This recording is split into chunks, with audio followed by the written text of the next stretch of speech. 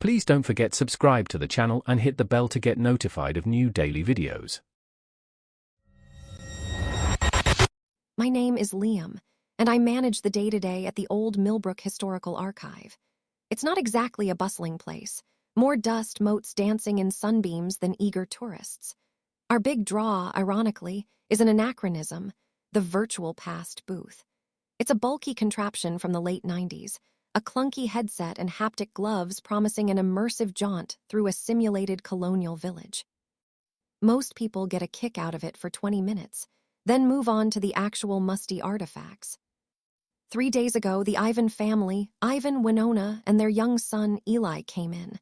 They bought the full-day package, eager to experience Founding Day at Old Millbrook. They left their coats and a bright yellow backpack on the bench outside the booth and went in. They never came out. Not physically, anyway. At first, Manager Furrer and I just assumed they'd had enough of our quaint exhibit and slipped out somehow, forgetting their belongings.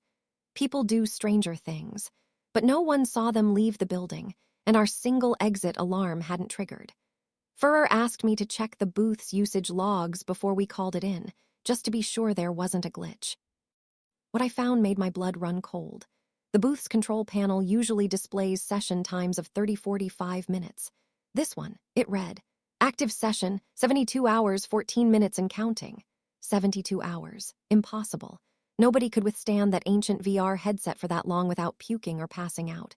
I tried to initiate a shutdown, but the system just threw up an error. Session locked, active user. It was still running, supposedly with them inside. Panic began to set in. Our antiquated system had a live feed and session recording feature, usually for debugging hardware issues. With shaking hands, I pulled up the recording. The first few minutes were mundane. Ivan, Winona, and Eli were thrilled. Eli was laughing, pointing at virtual chickens, chasing a simulated pig through the colonial village square. They looked happy, fully immersed. Then the shift. Eli tried to wave at a virtual blacksmith, but his arm went right through him. Ivan attempted to use the exit gesture that was clearly outlined in the pre-booth instructions. Nothing happened. Winona's smile faded, replaced by confusion. They tried again and again. Their voices became strained. Winona started calling out, her voice muffled through the headset's internal mic. Ivan grew angry, shouting, pounding on the invisible barriers of the simulation. Eli, once giggling, began to cry small, heartbroken sobs. And then the loop became evident. The virtual sun set, they retreated to a simulated cabin for the night.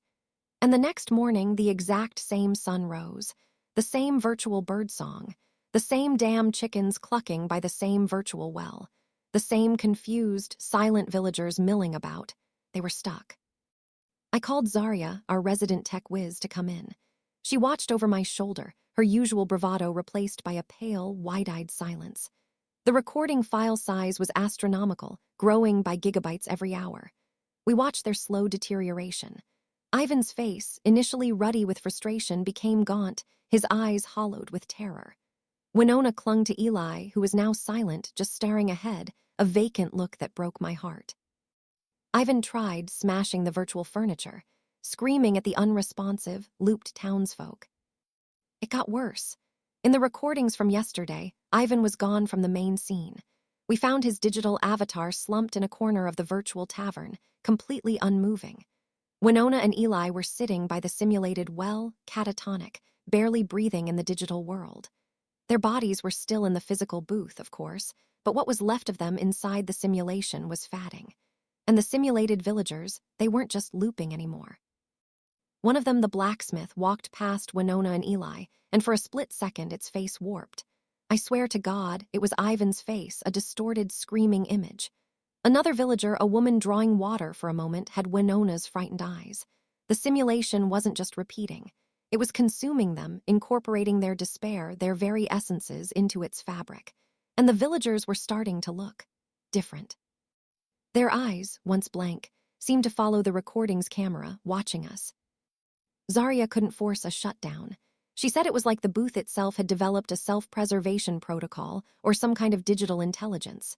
We unplugged the main power cord, but the system stayed active, running on an internal phantom power source we never knew it had. The recording continues to grow. I haven't slept properly since. I keep seeing their faces, trapped, merging. And sometimes, when I walk past the booth's dark entrance at night, I hear a faint, distorted echo of Eli's initial, innocent laughter, quickly followed by a ghostly digital thud. I don't know what's in there now, or if they're still in there at all. But I'm terrified it's still waiting, still recording, and just maybe, still watching for its next participant. If you enjoyed this video, please hit the thumbs up button to like it. And please do subscribe to support the channel.